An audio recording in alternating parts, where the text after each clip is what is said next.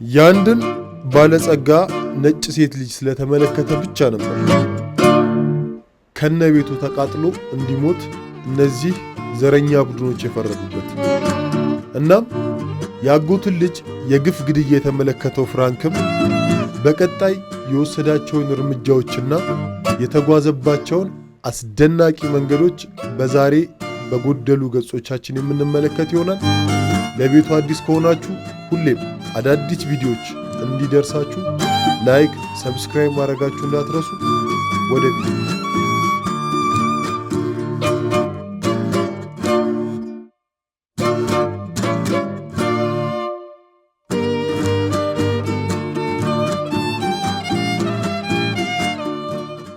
አሜሪካን ጋንግስተር የተሰኘ በእውነተኛ ታሪክ ላይ የተመሰረተ ታላቅ ፊልም በስሙ የተሰራለት ፍራንክ ሉካስ በ1930 ሰሜን ካሮላይን ከድሃ ቤተሰብ ነበር የተወለደው። ፍራንክ አስተዳደጉ በጣም አስቸጋሪና በድህነት ውስጥ ያለፈ ነበር። ነገር ግን አንድ አጋጣሚ ፍራንክን አስተሳሰብና ጣፋንታ ባንድ የቀየረችው። ብሉ ክለክስ ክላን የተባሉ ዘረኛ ቡድኖች የ12 ዓመት ታዳጊ የነበረውን ያጎቱን ልጅ ቤት አቃጠሉ። በዚሁ ቃጠሎ የታዳጊ ሕይወት በከፍተኛ ስቃይ ያለፈ። በጣም የሚገርመው ለዚህ ሁሉ ስቃይና ህልፈት የዳረገው ምክንያት ነበር። እናም የተቀጣበት ምክንያት አንድ ነጭ ሀብታም ልጅ ተመልክተሃል በሚል ብቻ ነበር። በዚህም ያን ምሽት ፍራንክ ምንም አቅም እንደሌለው ተረዳ። ምክንያቱም ያጎቱን ልጅ በግፍ ሲያቃጥሉት ምንም ማድረግ አልቻለም ነበርና ነው።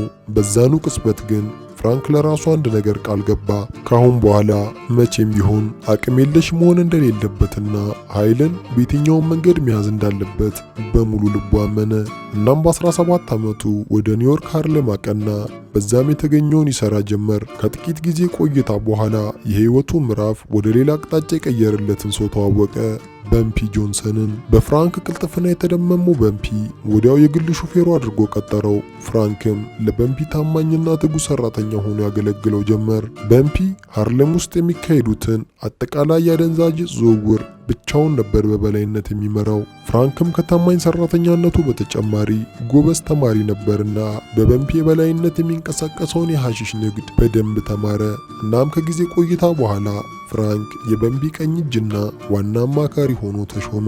ነገር ግን በምፒ ብዙም ሳይቆይ በ1968 በደረሰበት ድንገተኛ ልብ ድካም ሕይወቱ አለፈ። ወዲያውም የበምፒ ሞት የተመለከቱት የሃርሌም ማፊያዎች የሐሺሽ ንግዱን ለመቆጣጠር መጣደፍ ጀመሩ። ነገር ግን የጣሊያን ማፊያዎች የዋዛ አልነበሩምና ሙሉ ሃርሌምን ተቆጣጠሯት። ወዲያው እዛ የሚገኙ የዕፅ አዘዋዋሪዎች ለነሱ መስራት ጀመሩ። ነገር ግን ፍራንክ ለነሱ መስራት አልፈለገም ነበርና ከነሱ ተሽሎ ገበያውን በድጋሚ የሚቆጣጠርበትን መንገድ እቅድ ማውጣት ጀመረ። እናም በእቅዱ መሰረት ወደ እንቅስቃሴ ገባ። ፍራንክ አንድ ነገር ገብቶት ነበር። የሃርሌምን የዕፅ ንግድ በድጋሚ ለመቆጣጠር ብቸኛው መንገድ የዕፁን ዋና ምንጭ ማግኘት ሲሆን ፍራንክም ሌሎች ነጋዴዎች በሶስ የሚገዙትን ዕፅ፣ እሱ ግን በቀጥታ ታይላንድ ባንኮክ በመሄድ በጣም ንጹህ የተባለውን ሄሮይን ታይላንድ ውስጥ ለሚገኝ ወታደራዊ ጀነራል ያለምንም ማሻሻጭ በቀጥታ ከሱ መረከብ እንደሚፈልግ ይነግረዋል። በዚህም ተደራድረው ተስማሙ። ፍራንክም እጅግ ንጹህ የሆነ ዕፅ በሞቱ የአሜሪካን ወታደሮች አስክሬን ውስጥ አድርጎ ማስገባት ጀመረ። እናም ያስገባውን ዕፅ ብሉ ማጂክ የሚል ስያሜ በመስጠት የሃርሌም ጎዳናዎች ላይ በብዛት መሸጥ ጀመረ። ዕፁ በጣም ጠንካራና ንጹህ ከመሆኑም አልፎ ዋጋው እጅግ ተመጣጣኝ ነበር። ያንንም ተከትሎ በሚሊዮን የሚቆጠር ገንዘብ ወደ ካዝናው ማስገባት ጀመረ። በመቀጠልም እጅግ ጥብቅ የሆኑ የራሱን ሕጎች አውጥቶ ንግዱን መምራት ጀመረ። ሕጉ ቀላልና አጭር ነበር። የእሱን ዕፅ ከምንም ነገር ጋር መደባለቅ እንደማይቻልና ምንም አይነት አመፅ ተቀባይነት እንደሌለው ሲሆን በዚህም ተቀናቃይ ነጋዴዎች ሳይቀሩ ለሱ መስራት ጀመሩ። ይህንም ተከትሎ የፍራንክ ሀብት በፍጥነት ማደግ ጀመረ። ኒውዮርክ ውስጥ ትልቅ ቤት ገዛ። ከዛም አልፎ ብዙ ህጋዊና ህገወጥ ቢዝነሶችን አካሄድ ጀመር። ለዓመታት በማፊያዎችም ሆነ በፖሊሶች ሳይነካ መቆየት ቻለ። እናም ማርቼት 1971 ዓ.ም አንድ ትልቅ የቦክስ ውድድር በማዲሰን ከተማ ተካሂዶ ነበር። እናም በዚህ ትልቅ የቦክስ ድግስ ፍራንክም ከሪንጉ ፊት ለፊት ከ100,000 ብር በላይ የሚያወጣ ኮት ለብሶ ከሌሎች ማፊያዎች ጋር ተቀምጦ ነበር።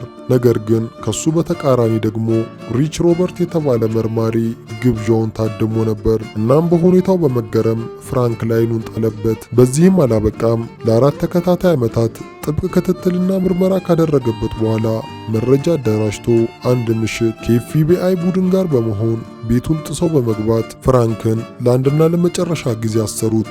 በዚህም በሐሺሽና ህገወጥ ገንዘብ ዝውውር ተከሶ 70 ዓመት ተፈረደበት። ነገር ግን ፍራንክ እስር ቤት ውስጥም ሆኖ የቢዝነስ ሰው ነበር። ከኤፍቢአይ ጋር ስምምነት ፈጥሮ ወደ 100 የሚሆኑ የአደንዛዥ ዕፅ ነጋዴዎች ላይ በማቃጠር ከ6 ዓመት በኋላ ተለቀቀ። ከእስር ቤት ከተለቀቀ በኋላ ግን ምንም አይነት የአደንዛዥ ዕፅ ዝውውር ውስጥ ሳይገባ ለረጅም ዓመታት ህጋዊ ቢዝነሶችን በመስራት መኖር ጀመረ።